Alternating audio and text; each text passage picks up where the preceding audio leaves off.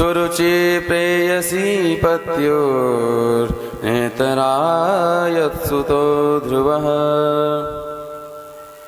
परम मंगलमय भगवत स्वरूप भगवान बालकृष्ण लाल की वांगमय मूर्ति श्रीमद् भागवत महापुराण सप्ताह ज्ञान यज्ञ में पधारे हुए भक्तवृंद एवं भक्तिमती माताओं, कल के प्रसंग में हम सब ने मिलकर के माता सती का पावन चरित्र श्रवण किया। माता सती ने पिताजी के घर जाकर के योग अग्नि में जो अपने शरीर को भस्म कर दिया, तो उन्होंने दूसरे जन्म में पार्वती के रूप में प्रकट हुई और भोलेनाथ की कठोर तपस्या करके भोलेनाथ को ही वर रूप में प्राप्त करी। वो शंकर भगवान की जय।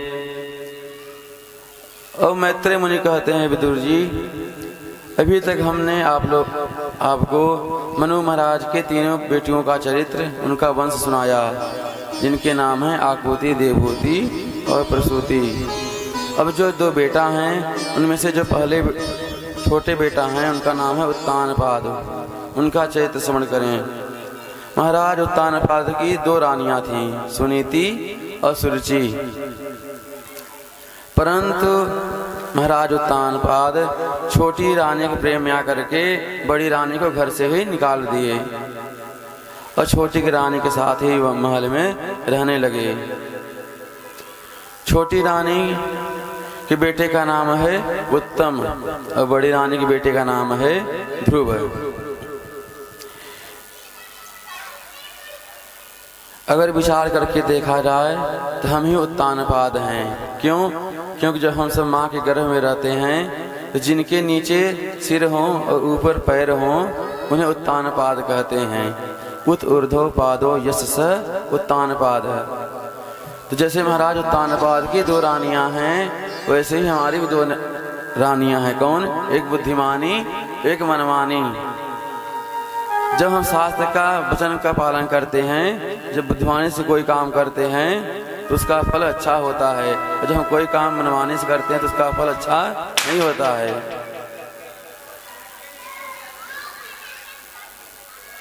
दोनों के नाम में सुशब्द है। सुनीति माने जो शास्त्र में बताया गया है उसका नीति का पालन करना, और सुरुचि माने स्वेच्छाचारिणी जो बुद्धि है उसको ही सुरुचि कहते हैं। तो विचार करने की बात यह है कि सुनीति से क्या मिला और सुरुचि का क्या हुआ। उसका बेटा तो था उत्तम, परंतु उसका कोई रता पता नहीं कहाँ चला गया। परंतु जो बड़ी रानी थी सुनीति, उनका बेटा हुआ ध्रुव, जो आज भी ध्रुव तारा बनकर चमक रहा है। जब ध्रुव जी महाराज वन में रहते थे अपनी माता के साथ, एक बार उनको पता, हमेशा पिताजी के बारे में प्रश्न करते थे, तो सुनीति माँ टाल देती, बोली बेटा कि फिर कभी बता दूंगी।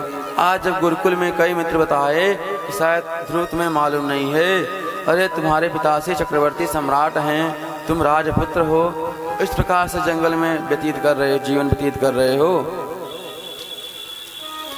तब जब अपने मित्रों के द्वारा ध्रुव जी को पता चला हमारे पिताजी सम्राट हैं, तो पिता से मिलने चले आए। उत्तानपाद ने अपने प्रिय पुत्र ध्रुव को देख करके प्रसन्न हो गए, और जैसे ही पास में आए तो उत्तानपाद ने अपने पुत्र ध्रुव को उठा करके गोदी में बैठा लिए।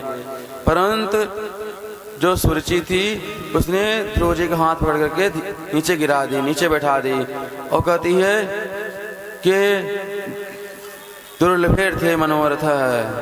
अरे बेटा ध्रुव, तू राजकुमार है तो क्या हुआ, परंतु तेरा जन्म मेरी कोख से तो नहीं हुआ, तू मेरी सौतेली का बेटा है, इसलिए हमारे इस सिंहासन पर बैठने का दुस्साहस मत करना। तब ध्रुव जी इस बात को सुनकर के अबाक रह गए। बोले माँ, मैं केवल इस सिंहासन पर इसलिए नहीं बैठ सकता, मैं तुम्हारा बेटा नहीं हूँ। तो बताइए मुझे इस पिता गद्दी पर बैठने के लिए क्या करना पड़ेगा।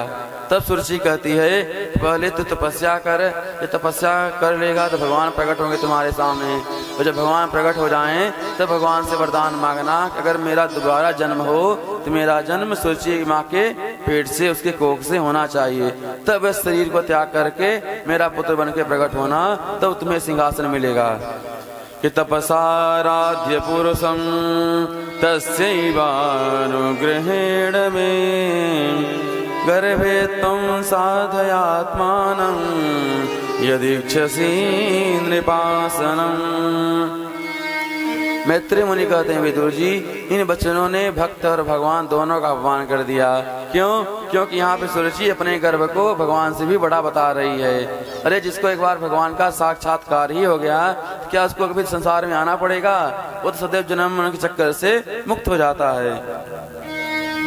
ध्रुव जी महाराज जैसे किसी सर्प को कोई डंडा मार देता है, जैसे घायल सर्प फुसकारता है, ऐसी लंबी लंबी श्वास लेते हुए ध्रुव जी महाराज अपने घर वापस लौट आए। कंठावरुद्ध होने से ध्रुव जी तो नहीं बताए कोई बात, परंतु अन्य जो मित्र उनके साथ में गए थे उन्होंने सारा वृत्तांत अक्षरशः उनकी माता सुनीति देवी को सुना दिया। जो ये समाचार को सुनीति माँ ने सुना तो उनका जो खिलता हुआ मुखकमल था वो इसी प्रकार से झुलस गया जैसे जंगल में दाबाग्नि लगने से जो कोमलता झुलस जाती है। कि मातु सपत्न्यां सुदुरोक्त विद्या श्वसन रुषा दंडहतो यथा हि हित्पामि संतं पितरं सन्नवाचं जगाम मातु प्ररुदं सकाशं दावाग्निना दावते बबाला। तो इन वचनों को सुन करके सुनीति माँ का जो मुस्कुराता हुआ मुखकमल था वो तो मुरझा गया, परंतु धन्य है सुनीति माँ का धैर्य जो कि एक शब्द भी सुरुचि के विरोध में नहीं बोली, बल्कि उनके वचनों का ही अनुमोदन करने लगी। बोली बेटा, माँ के प्रति कभी अपने मन में ऐसी दुर्भावना मत लाना। अरे जैसे मैं तुम्हारी माँ हूँ वैसे ही वो भी तुम्हारी माँ है, और सौतेली माँ का अधिकार तो अपने माँ से कहीं ज्यादा होता है। ध्रुव जी अवाक रह गए। बोले माँ, आप उनके हर वचनों का अनुमोदन कर रही हैं। अगर उन्होंने सुनीति माँ कहती है बेटा तू दिन रात मुझसे पिताजी का परिचय पूछता था, मैं तो पिताजी का भी सही से परिचय नहीं कराया, परंतु तुम्हारी सौतेली माँ ने परम पिता का, जगत के पिता का परिचय कराया है, इस बात को भूलना मत बेटा। जी बोले ठीक है माँ, अगर आप कहती हैं उस परम पिता का परिचय कराए हैं तो परम पिता कौन है, कहाँ रहते हैं, कैसे मिलेंगे? सुनीति माँ कहती हैं बेटा हर वस्तु बताने वाली नहीं होती है, अनुमान लगाया जाता है। जैसे दूध के कण कण में घृत है परंतु दिखाई कहाँ देती है, परंतु उसी दूध को पहले जमाओ, दधी बन जाए तो मथो, मंथन करते है घी प्रकट हो जाता है। पुष्प के कण कण में सुगंध है पर दिखती कहाँ है, उसको तो सूंघ करके पता लगाया जाता है। ठीक इसी प्रकार से वे वेष्ट व्यापनो सकलम जगत इति विष्णु हूँ, जो भगवान विष्णु हैं वो पृथ्वी के अण अण में कण कण में सर्वत्र उनकी सत्ता समाहित है, परंतु जहाँ आपकी निष्ठा पर निश्चित हो जाए भगवान वहीं से प्रकट हो जाते हैं, उनको कहीं आना जाना थोड़ी ही पड़ता है। बोले राधे राधे। अंत में ध्रुव जी ने बोले माँ, मैंने एक ही निर्णय लिया है कि मैं परमात्मा को प्राप्त करके रहूंगा। और ध्रुव जी महाराज अर्धरात्रि में घर छोड़ करके वन में चले गए। प्रातः काल होते ही नारद जी महाराज आ गए। बोले बताओ, अहो तेज क्षत्रियाणा मान भंगममिष्यतां बालोप्ययं हृदा धत्ते यत्समातुर सद्वचः। अद्भुत है तेज इन क्षत्रियों का जो कि 5 वर्ष का बालक सौतेली माँ के वचनों से व्यथित होकर के आज परमात्मा को प्राप्त करने के लिए चल पड़ा। तो कहते हैं जब कोई साधक सच्ची निष्ठा से भगवान को प्राप्त करने के लिए चलता है, भगवत प्राप्ति के लिए चलता है, तो भगवान उसका मार्ग प्रशस्त करने के लिए किसी न किसी संत को जरूर दर्शन करा देते हैं। तो कहते हैं कि संतों को ढूंढने से संत नहीं मिलते हैं, जब तक भगवान की कृपा न हो तब तक संत हम पर कृपा करने वाले नहीं हैं। बिन हरि कृपा मिले ही नहीं संता।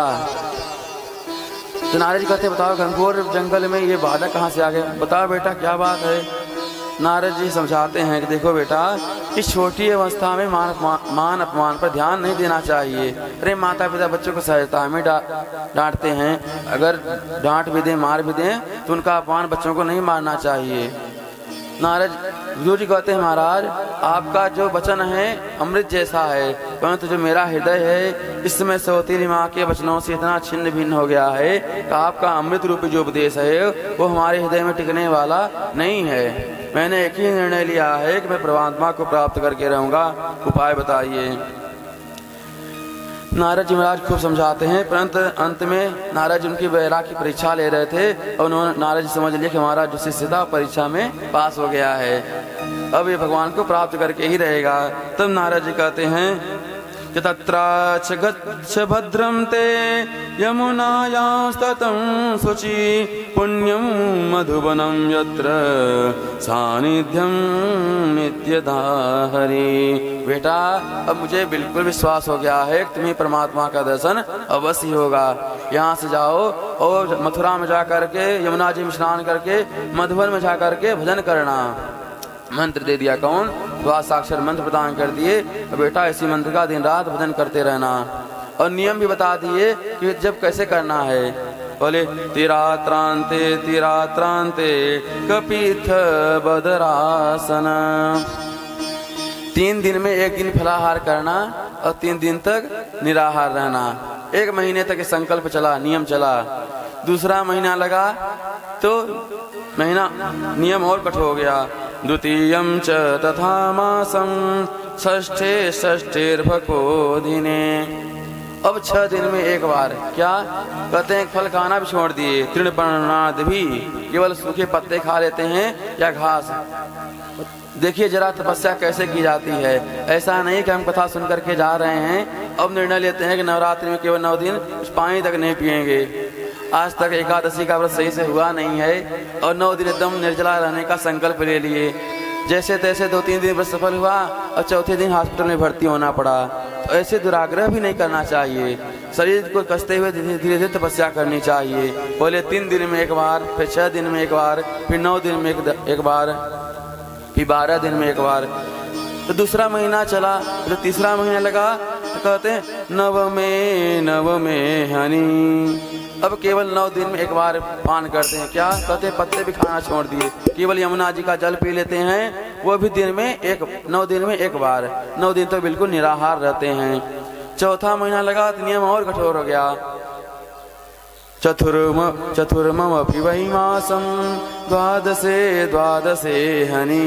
अब 12 दिन में 1 बार क्या करते हैं, कहते हैं जल पीना भी बंद कर दिए। एक योगी क्रिया है जिससे योगी लोग केवल वायु का आहार करके जीवन को धारण किए रहते हैं।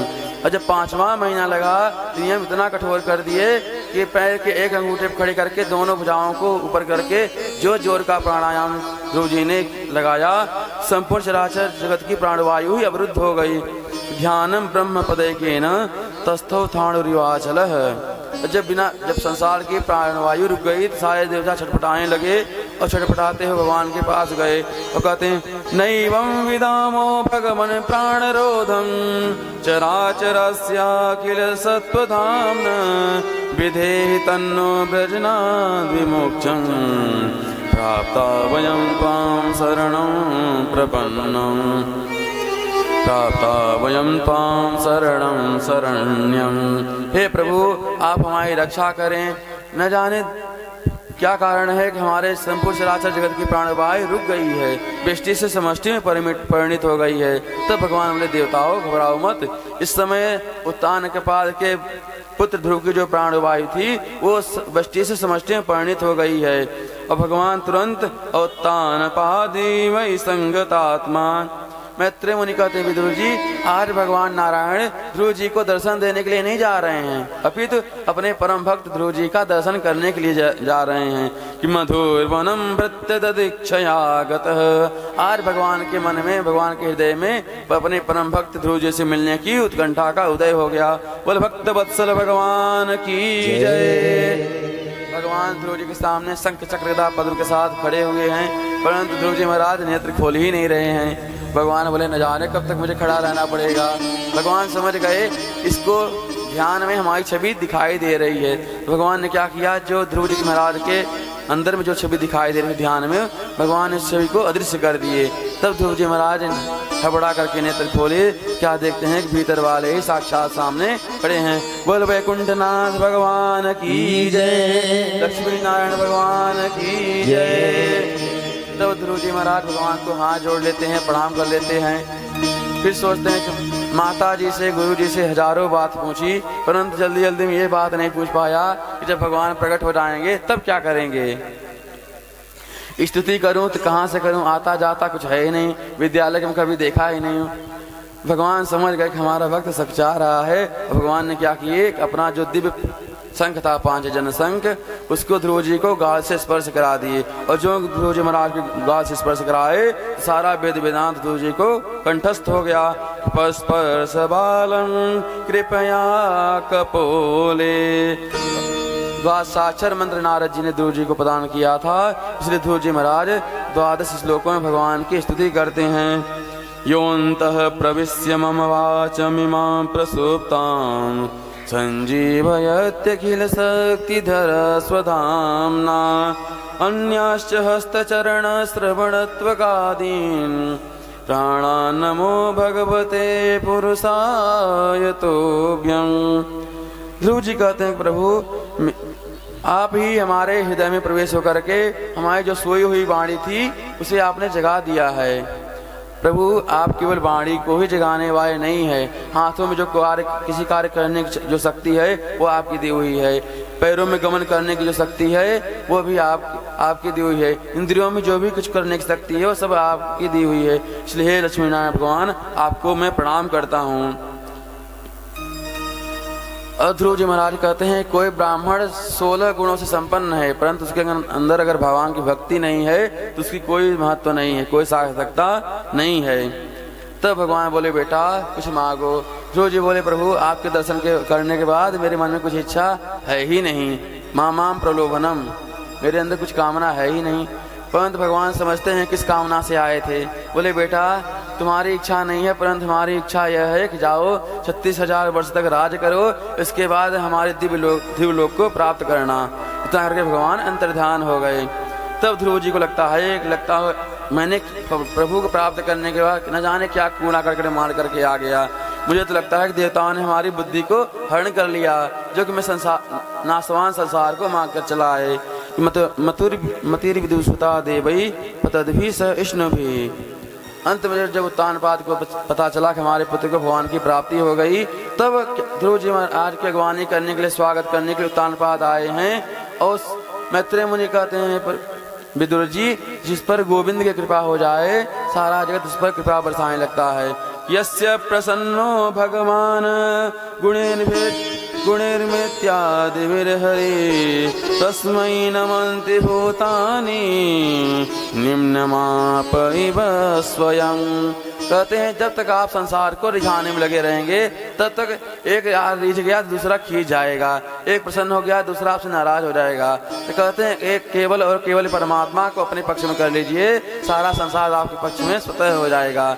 जा पर कृपा राम की होई, जा पर कृपा राम की होई, ता पर कृपा करे सबको, ता पर कृपा करे सबको, जा पर कृपा राम की होई, जा पर कृपा राम की होई, ता पर कृपा करे सबको, ता पर कृपा करे सबको, ता पर कृपा करे सबको, ता पर कृपा करे सबको, ता पर कृपा करे सबको, ता पर कृपा करे सबको। मैत्रेय मुनि कहते विदुर जी जो सौतेली माँ ध्रुव जी को फूटी आंख नहीं देखना चाहती थी, आज उसको जब पता चला कि हमारे पुत्र ने साक्षात परमात्मा को प्राप्त करके लौट रहा है, आज सौतेली माँ भी ध्रुव जी के स्वागत में हाथ जोड़कर खड़ी हुई है। उत्तानपाद ने तुरंत ध्रुव को राजा नियुक्त कर दिए, वन में चले गए भजन करने के लिए, भगवान का भजन करते हुए भगवान के परम पद को प्राप्त किए। ध्रुव जी महाराज के 2 विवाह हुए, ब्रह्मी और इला, उनके 2 पुत्र हुए उत्कल और वत्सल। एक दिन इनके छोटे भाई का झगड़ा, जो उत्तम थे, उनका झगड़ा यक्षों से हो गया, तो यक्षों के हाथों मारे गए। सौतेली माँ अपने पुत्र को ढूंढने निकली गई। अंत में जंगल के दावागर में अपने शरीर को भस्म कर दिया। ध्रुव जी महाराज को पता चला तो यक्षों के नगरी पर अलकापुरी पर आक्रमण करके सैकड़ों यक्ष को मार दिए। तब मनु महाराज आए और कहते हैं, अलम वत्सास रोषेण तमोद्वारेण पापना। क्या कर रहे हो बेटा? यक्ष ने तुम्हारे एक भाई को मारा, इसके बदले में तुमने सैकड़ों यक्ष को मार दिए। ये उचित नहीं है, ये भगवत भक्तों का मार्ग नहीं है जिस मार्ग पर तुम चले हो। इसीलिए कहते हैं, अगर एक बार भगवत प्राप्ति हो भी गई, परंतु जब तक भगवान का भक्तों का सानंद संग प्राप्त नहीं होगा, तब तक भगवत प्राप्ति होने के बाद भी आपकी बुद्धि में कुछ दोष आ सकते हैं। इसलिए भगवान के भक्तों का संग करना बहुत आवश्यक है। अंत में जब मनु महाराज ने समझाया तो ध्रुव जी ने यक्षराज कुबेर से क्षमा याचना करते हैं। कुबेर ने उनको माफ कर दिए और इसके बाद 36,000 वर्ष पूरा हो गया। ध्रुव जी को ले जाने के लिए विमान आ गया। इतने में जब ध्रुव जी महाराज विमान पर चढ़ने लगे तो एक काला कलूटा व्यक्ति आ गया। ध्रुव जी बोले, कौन हो भाई? बोले, सरकार मैं मृत्यु देवता हूँ, मैं मृत्यु हूँ और मृत्यु लोक का नियम है, सदैव कोई स्वर्गलोक नहीं जा सकता है, वैकुंठ लोक नहीं जा सकता है। अगर आपको वैकुंठ जाना है आप मुझे स्वीकार करिए, फिर जाइए प्रेम पूर्वक। ध्रुव जी ने कहा, इधर आओ, और विमान के नीचे मृत्यु देवता को बैठा लिए और मृत्यु के सिर पर पैर रखते हुए दिव्य विमान में जाकर के बैठ गए। कहते हैं, भक्ति में वह शक्ति है कि मृत्यु देवता को भी सर झुकाना पड़ता है, नहीं तो मृत्यु किसी के आगे सर झुकाने वाली नहीं है। तो मृत्यु देवता तो बड़े क्रूर देवता हैं, परंतु जब ध्रुव जी के समक्ष आए तो उन्होंने सिर झुका करके ध्रुव जी से प्रार्थना करते हैं, प्रभु पहले आप मुझे स्वीकार करिए तब परम धाम को जाइए। तो ध्रुव जी महाराज मृत्यु के सिर पर पैर रख करके उस विमान में बैठ गए। परंतु विमान लौकिक है, इसलिए लौकिक वस्तुओं का स्पर्श नहीं कर रहा है। विमान उछल पड़ा। इतने में भगवान पार्षदों ने टोका, बोले, ध्रुव क्या बात है, आपका मुख इतना उदास क्यों है?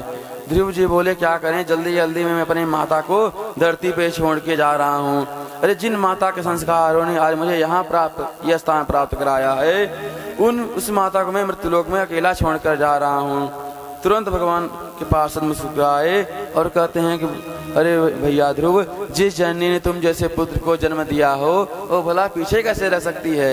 आगे आगे जो विमान जा रहा है वो आपकी माता जी को ही लेकर जा रहा है।